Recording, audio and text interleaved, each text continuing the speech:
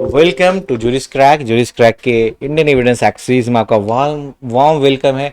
आज का हमारा टॉपिक है presumption as to legitimacy of a child. बहुत ही इंपॉर्टेंट और इंटरेस्टिंग भी टॉपिक है, साथ ही साथ इंपॉर्टेंट इसलिए कि एमसीक्यूज हो या शॉर्ट टाइप आंसर इसमें पूछे जाते हैं। लमसम हर एक जुडिशरी में से क्वेश्चन सेक्शन 112 से पूछे गए हैं, तो इसे आप समझिए। सबसे पहले सेक्शन 112 क्या कहता है? बर्थ ड्यूरिंग मैरिज, कहाँ जब मैरिज हो उसके दौरान बर्थ हो, is a conclusive proof of legitimacy. और याद रखिएगा, जब भी कंक्लूसिव शब्द आ जाए तो आपको एकदम सेक्शन 4 में याद रखना होगा वो तीन चीज इसमें लिखा था। May presume, shall presume and inconclusive. तो यहाँ पे बात हो रही है birth during marriage conclusive for proof of legitimacy, ये हेडिंग है। अब पढ़ते हैं। The fact that any person was born, कोई भी पर्सन बॉर्न हुआ during the continuous of a valid marriage between his mother and man or within 280 days after its dissolution, the mother remaining unmarried shall be conclusive proof of that he is the legitimate son of that man, unless it can be shown that the parties to the marriage had no access to each other at any time when he could have been begotten. तो क्या हुआ? Meaning इसको समझने के लिए, अगर कोई child born कर रहा है एट एनी पर्सन बॉर्न, तो ये चाइल्ड ही होगा जो बॉर्न होगा, है ना?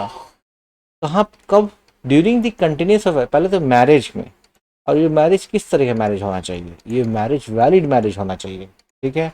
या डिसोल्यूशन। और इस वैलिड मैरिज, जब मैरिज वैलिड ही नहीं होगा तो उसका डिसोल्यूशन का वैल्यू नहीं। तो ये मैरिज, या तो मैरिज वैलिड हो या इस वैलिड मैरिज हो। और अगर इस मैरिज का कभी डिसोल्यूशन हो जाए और उस डिसोल्यूशन के विद इन 280 डेज के भीतर, के अंदर, और इसमें एक शर्त यह है कि जो वुमेन हो आफ्टर डिसोल्यूशन वो अनमैरिड रहे 280 डेज तक, तब कहा जाएगा कि the shall be conclusive proof that he is the legitimate son of that man. तो जिस व्यक्ति से इस वुमेन का मैरिज हुआ था या जिससे डिसोल्यूशन हुआ, उस मैन का, मतलब उस मैन का प्लस वुमेन का ये बच्चा है ही, मतलब इस चाइल्ड किसका होगा? Conclusive legitimate son of that man, unless it can be shown. बस एक इसमें एक्सेप्शन दिया गया है, अनलेस ये शो कर दिया जाए कि that parties to the marriage had no access. अब मैन का वुमेन के बीच में कोई एक्सेस नहीं था, नो एक्सेस। देखियो, आपको जानते होंगे कि बायोलॉजिकल फैक्टर के बिना चाइल्ड तो बर्थ हो नहीं सकता है। जब तक दोनों नहीं रहेंगे, it's can not be possible to begot, है ना? ये हो ही नहीं सकता है। तो अगर ये प्रूफ कर दिया जाए कि मैन था ही नहीं उस दौरान जिस समय ये बिगॉटन हुआ, तो क्या वोमेन कभी प्रेग्नेंट हो सकती है? जब प्रेग्नेंट नहीं हो सकती है तो क्या उसका जो सन होगा वो लेजिटिमेट होगा? नहीं। तो इसमें एक ही एक्सेप्शन दिया गया, याद रखिएगा। Section 112 is a very clear that any child which is born during the valid marriage, कोई भी बच्चा का जो वैलिड मैरिज में पैदा हो रहा है या उस वैलिड मैरिज के डिसोल्यूशन के विद इन 280 डेज, शर्त ये हो कि वोमेन अनमैरिड हो, तब वो बच्चा लेजिटिमेट सन होगा चाइल्ड का। हाँ, नम कंक्लूसिव है। यू कैन नॉट, एक कोर्ट को प्रिज्यूम भी करना होगा, 100% प्रिज्यूम करना होगा किसी भी कंडीशन में, क्या कि यहाँ पे कोई डिस्क्रिशन नहीं है। साथ ही साथ किसी भी तरह का एविडेंस आप लीड नहीं कर सकते हैं। तो एविडेंस कहाँ लीड कर सकते हैं? तो ये यहाँ पे खुद सेक्शन ने दे दिया, unless it can be shown, ये शो किया जाए that parties to the marriage had no access. आप एविडेंस लीड कर सकते हैं यहाँ पे कि women is living in USA and man is living in India, या man is living in gulf country और India, women is living in India. तो कहाँ से एक्सेस है? 2 साल से स्टिल द बच्चा पैदा हुआ है, तो फिर उसको आप लेजिटिमेट वहाँ पे। लेकिन अगर दोनों एक शहर में रह रहे हैं, एक घर में रह रहे हैं, हाँ, दोनों के बीच में संबंध, मैन और वुमेन के बीच में संबंध भी बहुत खराब है, ऐसा मतलब बहुत ज्यादा संबंध खराब है। अगर अब मैन चाहता है कि ये हम लीड करें, ये मेरा बच्चा नहीं, स्टिल ही can not lead evidence on this section. अब ये टू प्रूफ ही is a legitimate son of that man, अब इसको इसका मैन है कि नहीं या ये इसका बच्चा है कि नहीं, इसको प्रूफ करना। मदर के लिए ये बच्चा इसका है कि नहीं बहुत आसान है, क्या कि it is very certain as to which women who gave birth to a particular child in is his mother, but it is not possible to say who is the person from such child is begotten। अब इसे अगर आप उस हिसाब से सोचें, mother के लिए चाइल्ड कौन है, ये तो एक फैक्ट वाली चीज है जो आगे लिखा है। मैटरनिटी इज अ फैक्ट, पूरा एक प्रोसेस है 9 मंथ का, उसके बाद वो बच्चा आता है दुनिया में, this is a fact. And paternity is a surmise. Surmise means a supposition that something may be true even though there is no evidence to confirm it. अब वुमेन के साथ तो ये फैक्ट है, लेकिन मैन के साथ अगर आप देखा जाए इसको थोड़ा दूसरे एंगल से, तो supposition man M1 M2 M3 के साथ रिलेशन रहा अगर वुमेन 1 का, M1 M2 3, किसका बच्चा ये होगा ये कैन नॉट डिसाइड. लेकिन स्टिल अगर शादी अगर हो गया मैन का M1 के साथ, माना क्या जाएगा कि ये बच्चा किसका है, ये दोनों पेयर का है. अब बॉन्ड ड्यूरिंग सबसे पहला शर्त है valid marriage, not the marriage but it must be valid. The continuance of a valid marriage or within 280 days after dissolution of marriage, या तो 280 दिन के भीतर डिसोल्यूशन होने के बाद, and women is not married during that period. तो total क्या है, सबसे पहले कि bond during the valid marriage. अगर कोई मैरिज वैलिड नहीं है तो ये प्रिजम्पशन लिया ही नहीं जाएगा. कोई मैरिज कोई बहुत long lasting live in relationship still it's not valid, then ये प्रिजम्पशन नहीं हो सकता है. लेकिन अगर वैलिड मैरिज है या उसका डिसोल्यूशन होता है विद इन 280 डेज, देन क्या होगा, और मैरिज जो वुमेन है अनमैरिड है, देन दिस है conclusive proof of legitimacy of child. उस बच्चे को लेजिटिमेसी होने का ये कंक्लूसिव प्रूफ है. लेजिटिमेट कब होता है, जब दोनों सही होते हैं, वुमेन से man is equal to legitimate. Presumption under section 4 हमने बताया कि प्रिजम्पशन क्या था, conclusive proof. Presumption as to the legitimacy of a child under section 112. यहाँ पे भी कंक्लूसिव हमें बताया गया था व्हाट इज कंक्लूसिव प्रूफ. और यहाँ पे क्या है, चाइल्ड बॉन्ड 112 में कहा जा रहा है कि कंक्लूसिव होता है. इसको मिला दिया जाए तो क्या पढ़ेंगे, you can't question the legitimacy unless it is prove that was no access during that period. आप उसके क्वेश्चन नहीं कर सकते किसी बच्चे के लेजिटिमेसी पे अगर वो बॉन्ड किया है कब, एक वैलिड मैरिज में या dissolution of marriage within 280 days, subject to women must be unmarried. Unmarried होगी वुमेन तो कोई क्वेश्चन नहीं कर सकते. एक्सेप्शंस अंडर 112 यही है कि that the man and women had no access to each other. दोनों में कोई एक्सेस ईच अदर नहीं था. The man is living in USA and mother is living in India for last 2 years, still उसको एक बच्चा हो जाता है, क्या होगा, देन ये आपको यू हैव मतलब man have no access during that period. आप इस पे एविडेंस लीड कर सकते हैं कि ऐसा पॉसिबल नहीं है, ये बायोलॉजिकली ऐसा प्रूफ हो ही नहीं सकता है कि आप व्हाट्सएप के थ्रू या फ़ोन के थ्रू या किसी और के थ्रू आप किसी को प्रेग्नेंट कर दें. It's only possible by the physical presence of this man. अगर ये इंडिया में है तो फिजिकल प्रेजेंस होना नेसेसरी है. तो यहाँ पे आप एक्सेप्शन, यहाँ पे आप एविडेंस लीड कर सकते हैं. आइए पढ़िए. The legal presumption under this section is similar to that Latin maxim पेटरेस्ट क्वेम मॉप्टाइस डेमोन्स्ट्रेटर, meaning thereby he is the father whom the marriage indicates. Marriage अगर इंडिकेट कर रहा है M1 + W का, ये शायद बच्चा किसका है, तो मैरिज किसके साथ, इसका वुमेन के साथ, तो चाइल्ड इसी इन दोनों का होगा. When we look into the reasoning, क्या रीजनिंग हो सकता है behind this notion, the only reason which come up is that it under undesirable to inquire into the paternity of child whose mother and her husband had between them a subsisting marital status and had access to each other. मतलब अगर दोनों में एक subsisting marital status है and access to each other है, तो हर एक बच्चे को फिर आप तो लेजिटिमेसी, सबसे पहला क्वेश्चन वही उठ जाएगा. अगर प्रॉपर्टी लेने जाएगा कोई बच्चा, सबसे पहला तो पॉइंट डिस्प्यूट यही होगा कि ये तो इलिजिटिमेट सन है. अगर ये नहीं होगा सेक्शन, तो एवरी केस सबसे पहले उसको अपनी लेजिटिमेसी प्रूफ करनी होगी.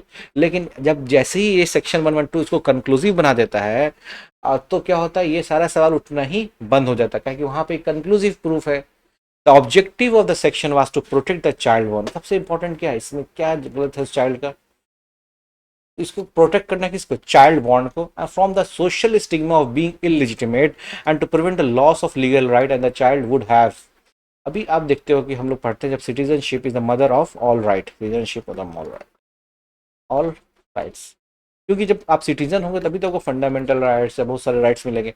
अगर आप इलिजिटिमेट हो गए तो हो सकता है कि आपको कोई राइट ना मिले. सामाजिक स्टिग्मा तो अलग और बहुत सारे लीगल राइट का भी लॉस वो अलग. The legislative intent of the provision is to protect the right and interest of the child and to ensure the child does not become the sufferer. बस इसमें सफरर होगा कौन, इसमें सफरर बस वही बच्चा जिसको कुछ नहीं पता है, इसके बारे में केस चल रहा है, जो कि फैक्ट इन इशू है, लेकिन उसे कुछ नहीं पता कि वो फैक्ट इन इशू है, स्टिल वो सबसे बड़ा सफरर होगा। द लेजिस्लेटिव इंटेंट एकदम क्लियर है कि हम इस तरह के केसेस को, जहाँ पे प्रोटेक्शन ऑफ चाइल्ड है, तो वहाँ पे मैक्सिमम सेफ गार्ड करें बच्चे का।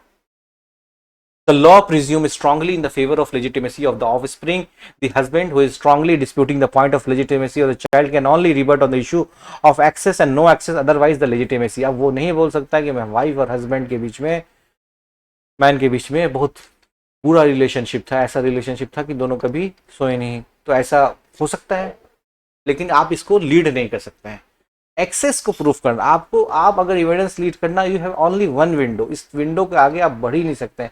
आप रिलेशनशिप में नहीं जा सकते, आप किसी के नेचर पे नहीं जा सकते, टेम्परामेंट पे नहीं जा सकते, हैबिट्स पे नहीं जा सकते, लेकिन you must have to go only one. आप एविडेंस लीड नहीं कर सकते रिलेशनशिप के, आपस में क्या रिलेशनशिप था, आपस में क्या नेचर था, हस्बैंड का क्या नेचर था, टेम्परामेंट क्या होता था। You can lead only evidence at only one window, that is the access and non access of the mother, both the parties to the marriage.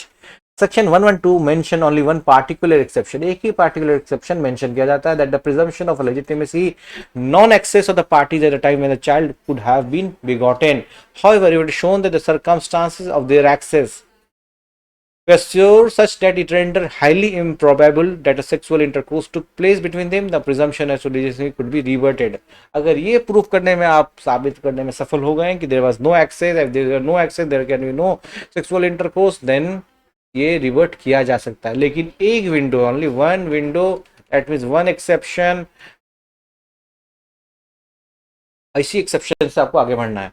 अब आइए, in the case of Shyamlal versus Sanjeev Kapoor, it is undesirable to inquire into the paternity of a child whose parents have access to each other or were in the continuing marriage with each other. Section 112 of the Evidence Act upholds public interest, public morality and public policy. ये तीन चीज, public interest, morality और policy, important है। IMP important, that is a public interest, morality and policy को uphold करता है क्या, section 112। The section is based on the well settled principle of law, ओडिसिया ओडियोसा it in honsenada non sunt in lege prasumidanda. Nothing odious or dishonorable will be presumed by the law. Section 112 reproduce the rule of English law, which states that it is undesirable to inquire about the paternity of a child when the mother is a married woman and the husband had access to her. The law presume against vice and immorality. हमेशा law किसकी support में होता है, हमेशा support में होता है सही के सपोर्ट में। वो कभी भी प्रिज्यूम इमोरल चीज नहीं कर सकता, वाइस नहीं कर सकता। In a civilized society is imperative to presume about the legitimacy of a child born during the continuation of a valid marriage whose married parents have access to each other, दोनों के बीच में access रहा है। DNA is अब DNA testing का भी बहुत मामला उठता है, अगर हम सेक्शन 112, इस पे सवाल भी आते हैं। DNA testing under the section 112, DNA is a powerful tool use commonly for paternal testing and forensic testing, which is highly accurate and chances of error being 1 in billion. And despite of being repeated legal challenges, mainly in the USA, no two person other than identical twins have been found to have identical DNA profile. The possible number of presumption far exceeding the population of the world. That means कि DNA से result को जो माना जाएगा, इसके गलत होने के चांसेस ना के बराबर हैं, मतलब 1 in a billion है, 1 in billion। और बस अगर डीएनए प्रोफाइल की बात करें तो बस ट्विंस का छोड़ के सभी अलग, ट्विन का छोड़ दें तो बाकी सबका डीएनए प्रोफाइल डिफरेंट होता है ना, ये चीजें होती है। DNA tests are conclusive evidence and that is admissible under Indian legal system to ascertain paternity. The introduction of DNA technology has faced a lot of criticism and it has been mentioned before being violative to Article 21 right to privacy and Article 23 right against self-incrimination of the Indian Constitution. जब Indian DNA test को जब first time लाया गया India में, तो इसकी legal intensity पे, इसकी लीगल वेरिसिटी पे कई बार बहसें हुई कि क्या ये लीगली राइट है, क्यों क्या ये वायलेट तो नहीं करा सेक्शन 21 को, कहा कि राइट टू प्राइवेसी या आर्टिकल 23 को राइट टू सेल्फ इंफॉर्मेशन, जहाँ पे आपको बोलना, आप जो चीज़ से आपको गलत आपको लगे कि आप क्रिमिनलाइज हो सकते हैं, आपको क्रिमिनेशन हो सकता है, तो वहाँ पे आपको क्या होता है, आप नहीं भी जवाब दे तो you have a right to silent.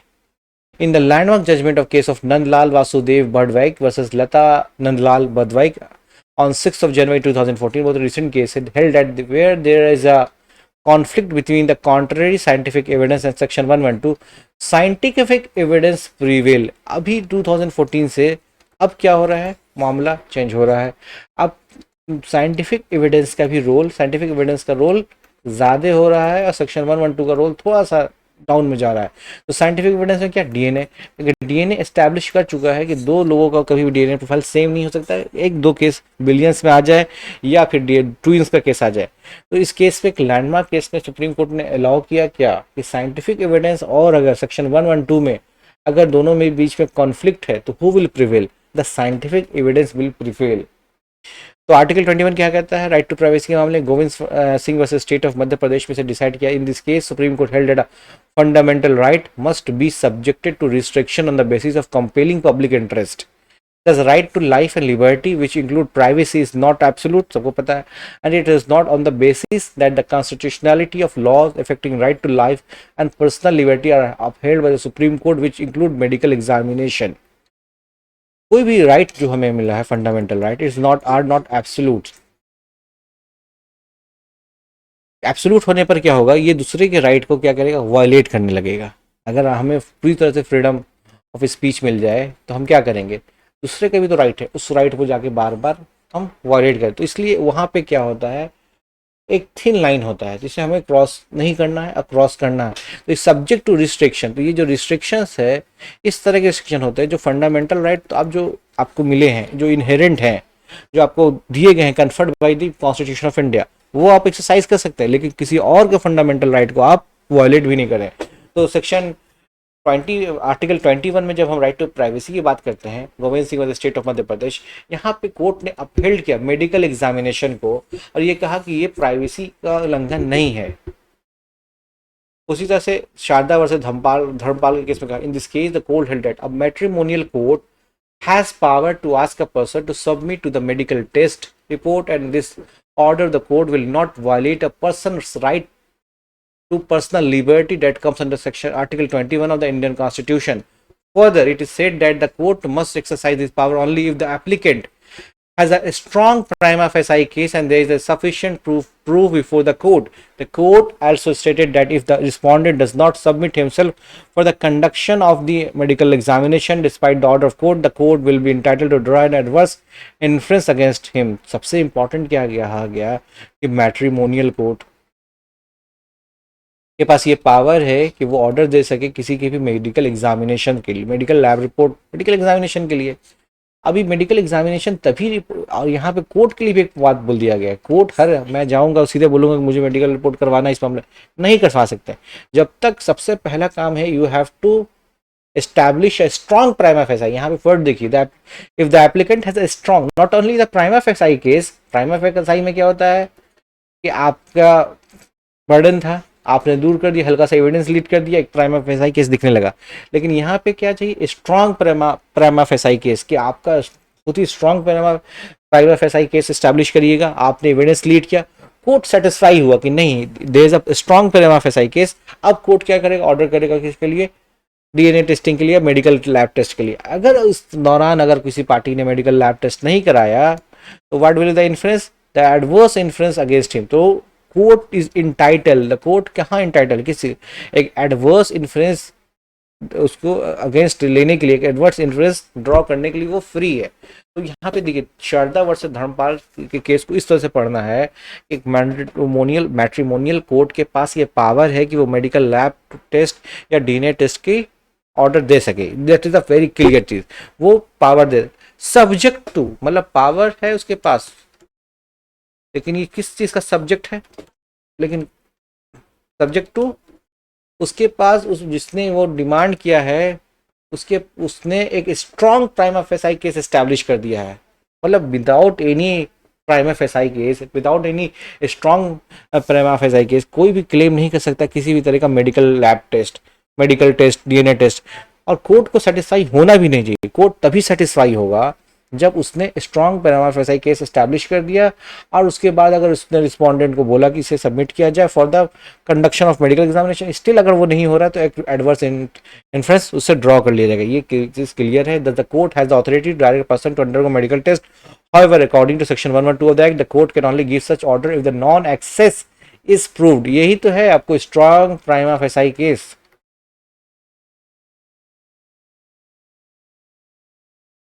Strong prima facie case यहाँ से ही तो उठता है, आपने कुछ ऐसा कुछ प्रूफ कर दिया, देयर वाज नो एक्सेस, ये सब, तो यहाँ से फिर ये होता है। अब आर्टिकल देखिए 20 of 3 right against self incrimination, एक बहुत इंपॉर्टेंट, आपको इस पूरे केस को पढ़िए, state of Bombay versus Kalu ओघड़।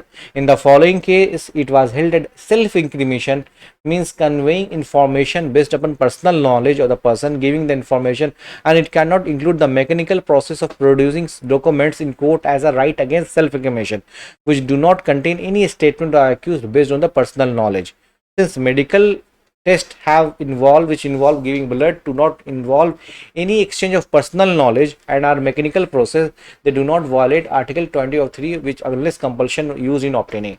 अब इस काली औकात में कॉन्स्टिट्यूशनलिटी ऑफ आर्टिकल 23 मतलब सेल्फ इंक्रिमिनेशन की बात हुई, सुप्रीम कोर्ट का ये डिसीजन है, बहुत ही लैंडमार्क डिसीजन इस केस में। इस केस में अगर बोला गया सिंपल, अगर पर्सनल नॉलेज, यहाँ पे देखिए personal knowledge of the person giving the information, तब तो उसे क्या जाएगा, अगर कोई कंपल्शन दिया जाए उसके पर्सनल नॉलेज। मेडिकल लैब में क्या हुआ, आपसे कोई पूछा नहीं गया, आपका बस ब्लड लिया गया या जो भी लिया गया, सीमेंस लिया गया, जो भी medical test giving blood to not involve any exchange of personal knowledge, उस ब्लड को क्या किया गया, टेस्ट किया गया, एग्जामिन किया गया, और जो भी उससे नॉलेज आया कि व्हीकल मैकेनिकल का पूरा टेस्टिंग क्या एक मैकेनिकल प्रोसेस है, तो वो वायलेट नहीं कर रहा आर्टिकल 20 of 3 को अनलेस कंपल्शन वाज ऑब्टेन। इस तरह से हमने देखा कि सेक्शन 112 जो शुरू में था अब हल्का सा डाइल्यूट कर दिया गया है। डाइल्यूट डिस्टेंस में किया गया है कि अब साइंटिफिक एविडेंस को लिया जा रहा है। ठीक है, थैंक यू।